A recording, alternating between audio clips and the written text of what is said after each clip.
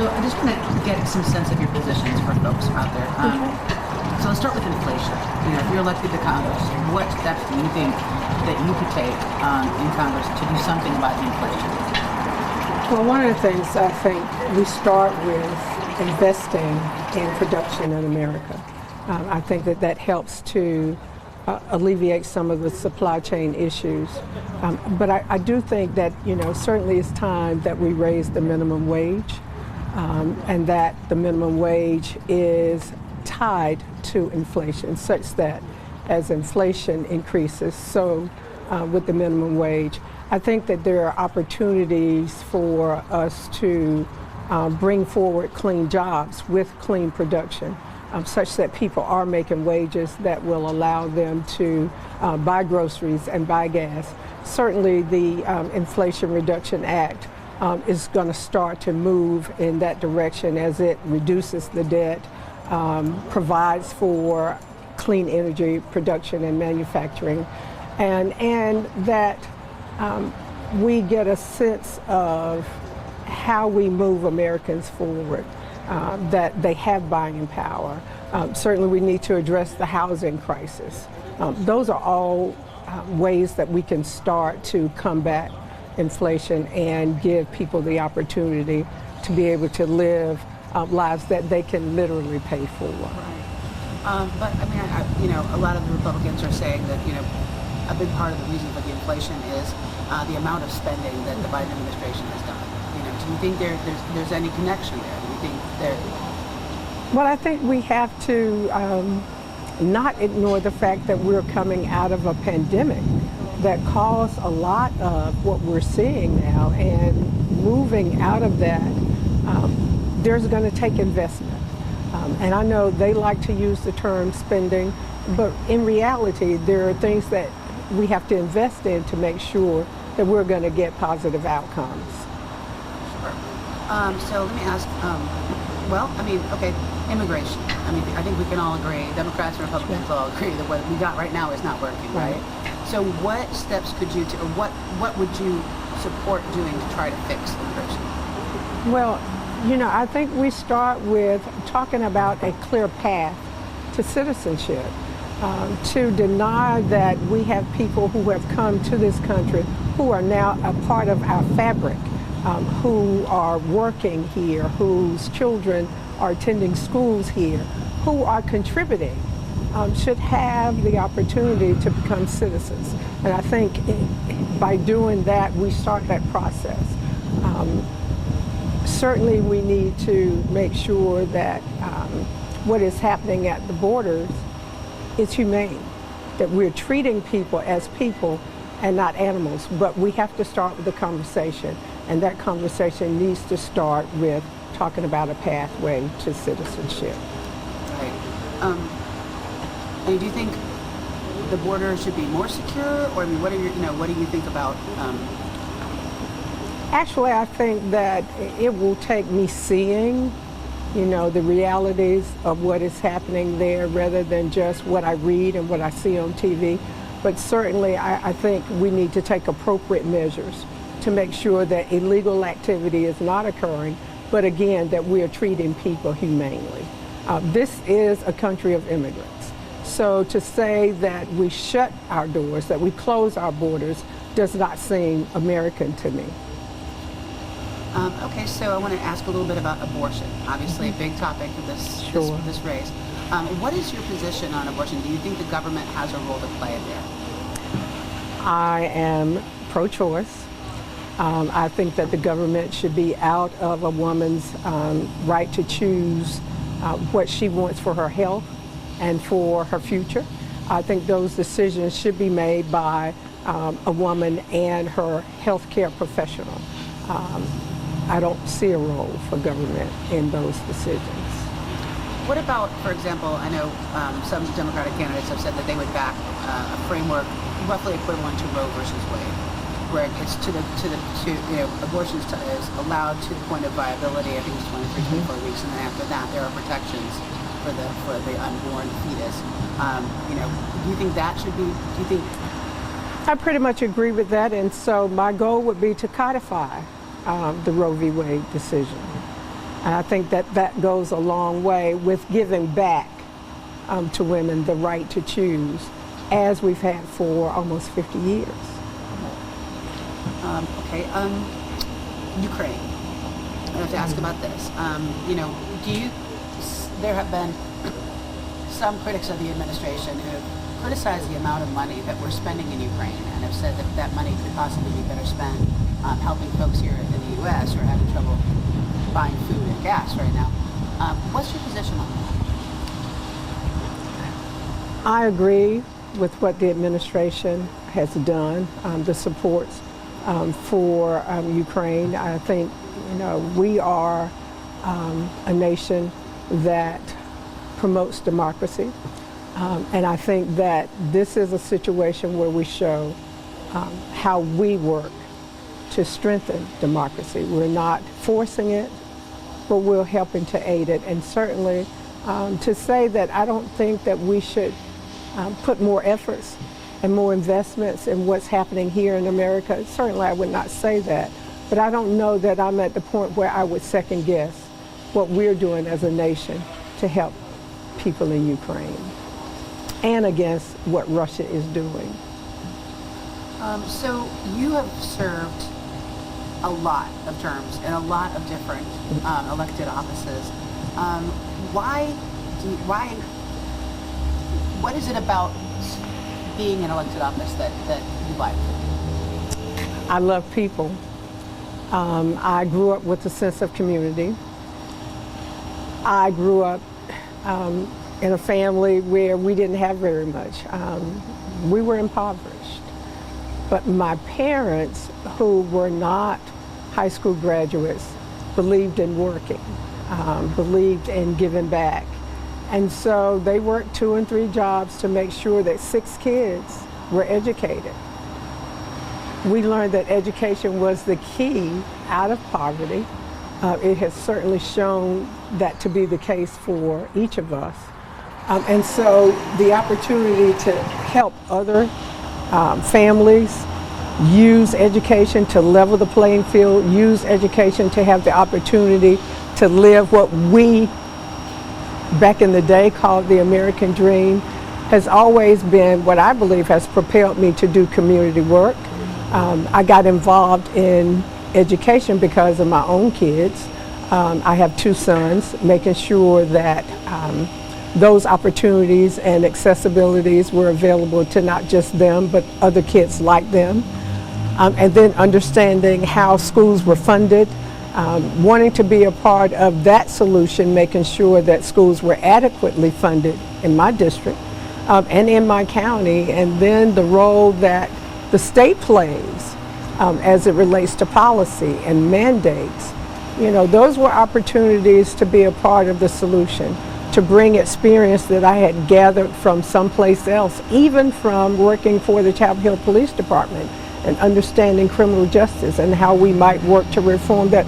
All of those experiences were opportunities to give back and to share what I learned from growing up in a community where we were tight-knit and cared for each other.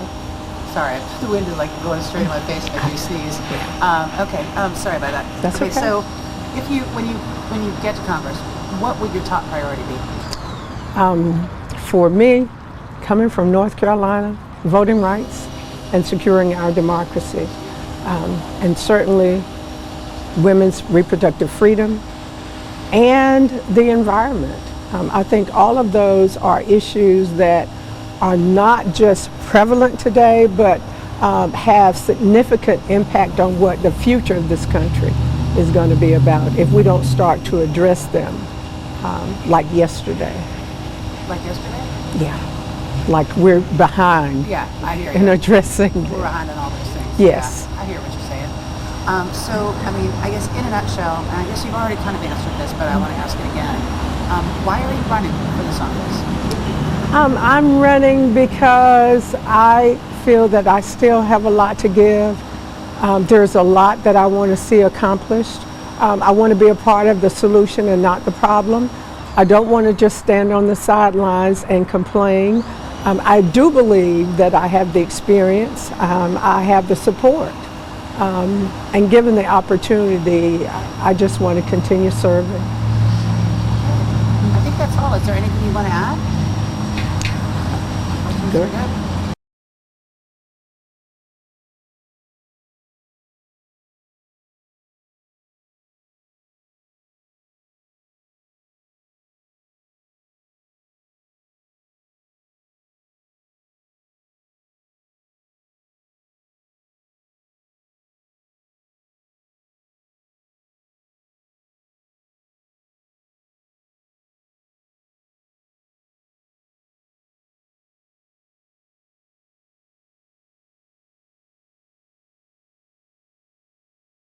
So why are you running?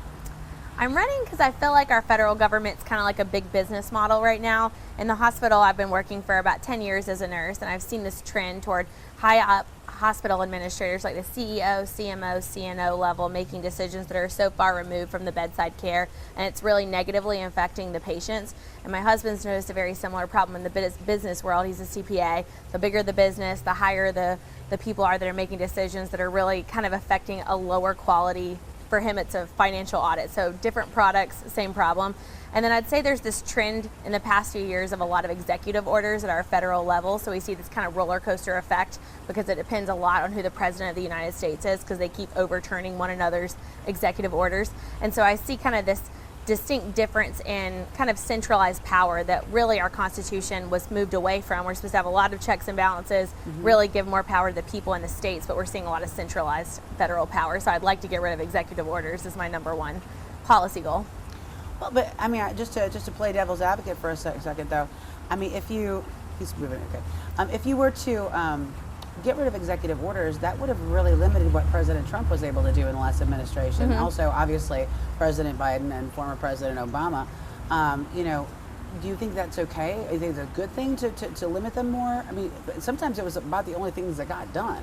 Yeah, I think it would make it where I feel like I hear a lot of congressmen and women complaining about things that the president's doing when I'm like, you're supposed to be legislating, you're supposed to be solving these problems. It's the goal of the legislative branch to make these policies and laws and oversee things like the USDA or the FDA or the CDC or the, all of these federal bodies. They're really supposed to be overseen by Congress, but we're seeing so much more power given to the president that it's changing a lot of what our lives kind of look like here. I call it on the ground, depending on who's the president of the United States. So I think having that separation of powers to be really concentrated in Congress, that actually makes it more challenging to see this roller coaster effect of things changing and really allowing the market to kind of adjust to different changes.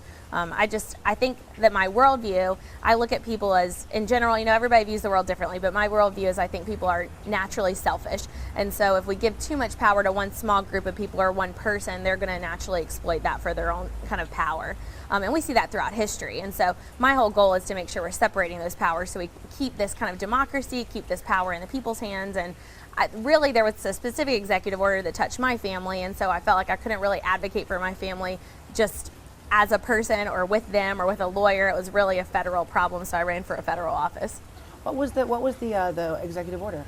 I really don't think these vaccine mandates are something that it's not logical, but it's also just completely un-American, because we're seeing the federal government saying that they're going to remove Medicaid and Medicare funding from hospitals who don't push these vaccine mandates on their employees, but in the name of we're protecting the patients. That's completely a lie, because it's not scientific and it's actually harming the patients, which again is kind of back to that same problem that I see where there's this high level making decisions that is directly affecting patient care. And we see this very decreased staffing in the hospital. That's a huge problem on all levels. It's not just nursing, it's not just doctors, it's every worker in the hospital. We see low staffing, and I really think it's been really challenging to work through COVID in the hospital, but I also see one minute we're heroes and the next minute, it doesn't matter what we did in the past 2 years. If we don't follow pretty much this executive order, then we're just going to be brushed to the side without a job.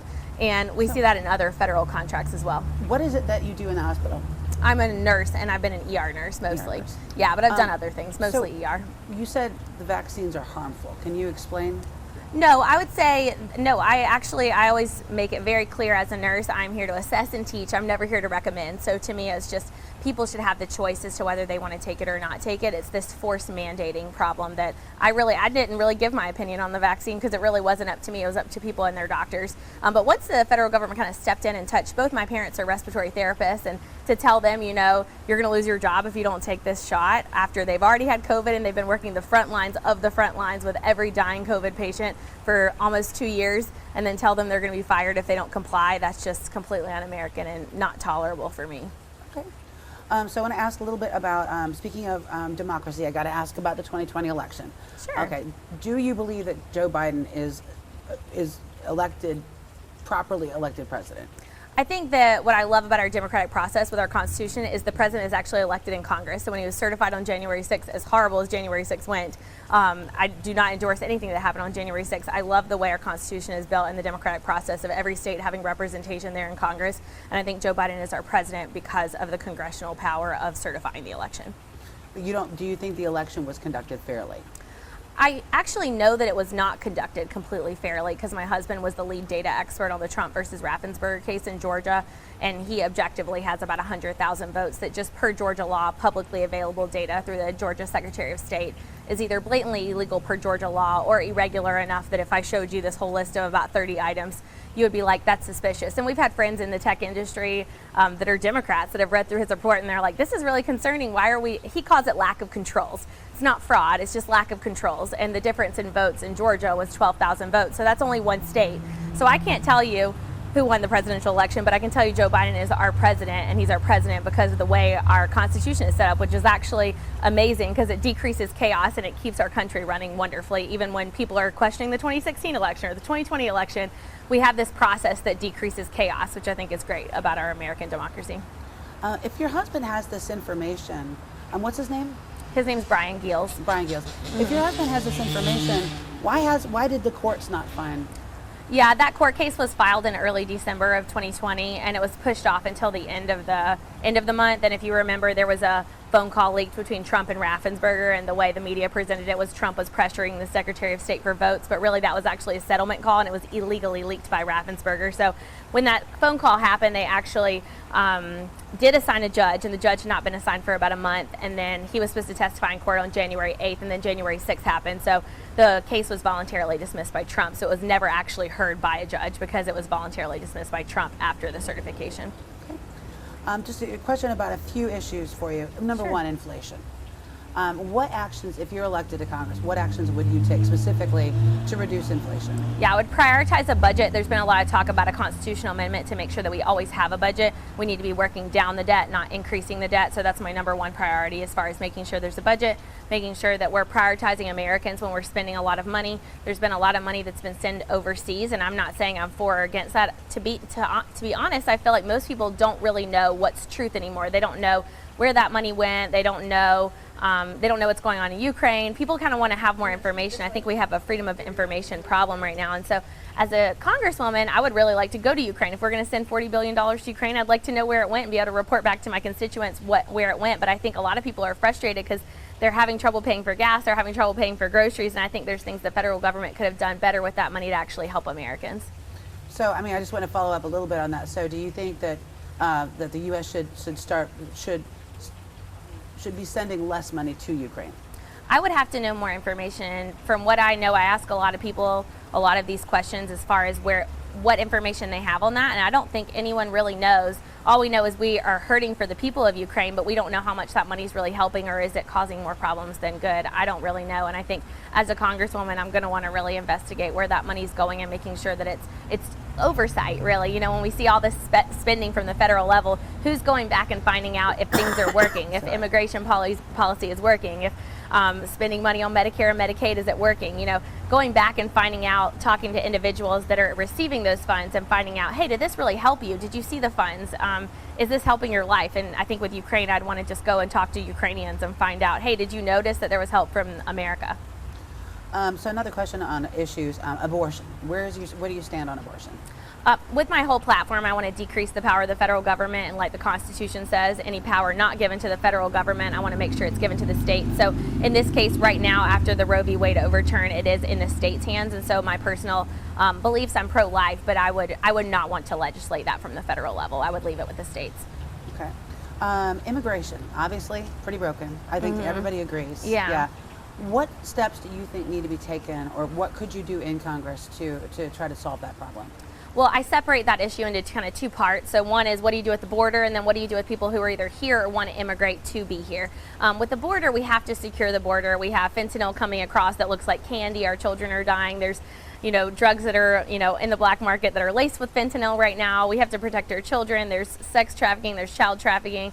I talked to someone who knows people in Panama in the mission field, and she actually went to the border. She saw the evidence of child trafficking. She found out from her friends that there's people coming from all over the world through Panama and up through Mexico and picking up children on the way, and they look like their families coming through the border. So what's happening to those children? I don't think we're really helping safety and security at all by just allowing an open border. So that's the first answer. Sure. And I think we can do that in multiple ways. There is the wall option. It's very expensive, but I think we can also just increase border patrol and make sure that they're helped. I'd like to talk to border control agents and just find out what they need and make sure that we're enforcing law and order.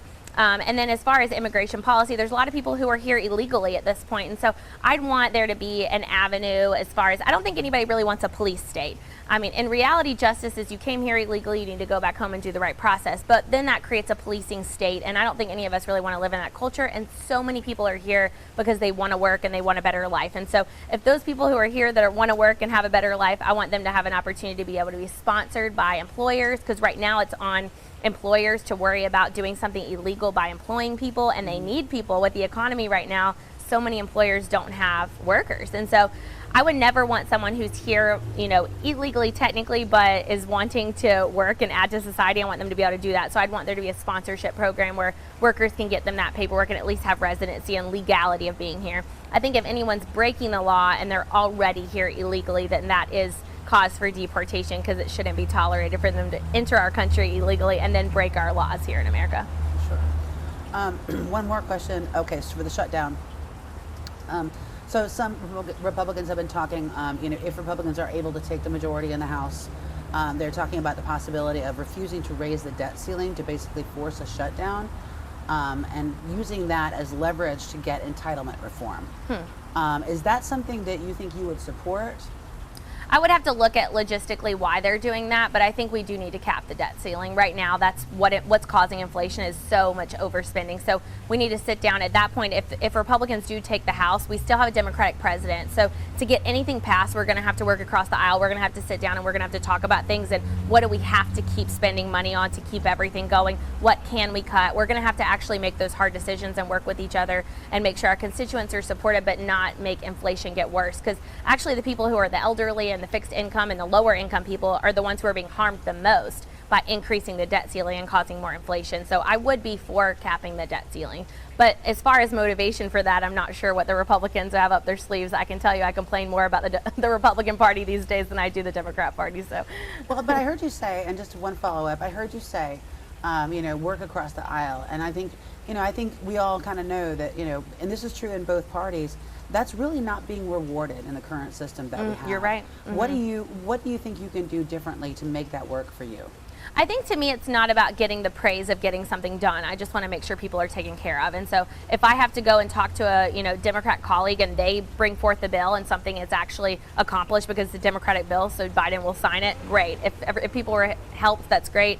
Specific example, there's a guy that lives here in Durham, but he fights forest fires on the West Coast, and he was just talking about a forestry bill that got shot down. I'm not sure what year it got shot down, but it was recently, but it was funding really for forestry and forest fires, and I'm like, this should not be a partisan issue. And so if I had to go and approach a Democrat colleague and be like, hey, can we put this back on the table and try and get this done so we make sure we're all safe and we're not destroying half our planet with forest fires, I'd want to be able to accomplish some of these things that really shouldn't be partisan issues. Great. All right, great. I think that's all I have. Is there anything you want to add or that I should have asked you? No, I think that's great. I think the only thing that we didn't really talk a whole lot about is just that I like people to know I'm like a really normal person. I've never been heavily involved in politics. I don't have political background. I just have nursing background. And really, with nursing, the number one thing that you do is you advocate for your patients. And so you would get to know them, you assess them. That could be economic, that could be physical, that could be mental health. And then you advocate for what they need. And so really, that's what you want in a representative. You want someone who's willing to listen and hear both sides. And I've done a lot of that. And I think what we've seen on both sides of the aisle is we see a lot of career politicians who are so in it really for money and power, just like it seems like everything else in the world. And they're not really listening, and they're not listening to the other side. And it's really about making sure that the people are represented. And I want to make sure that I'm representing my whole district and they feel like they have an advocate at the federal level. Sure. How many years have you been a nurse? 10 years. 10 years, okay. 10 years nurse. And you have kids? I don't. My husband and I got married 2 years ago. Still kind of newlyweds. Well, congratulations on that. Thank you. All right. Dogs, cats? Nope. Okay. Too busy for that. Yeah, I guess. Yeah, it sounds like it. So, Yeah. All right, well, great. Thank you very much for talking to me. Absolutely. Thank you so much. I appreciate it.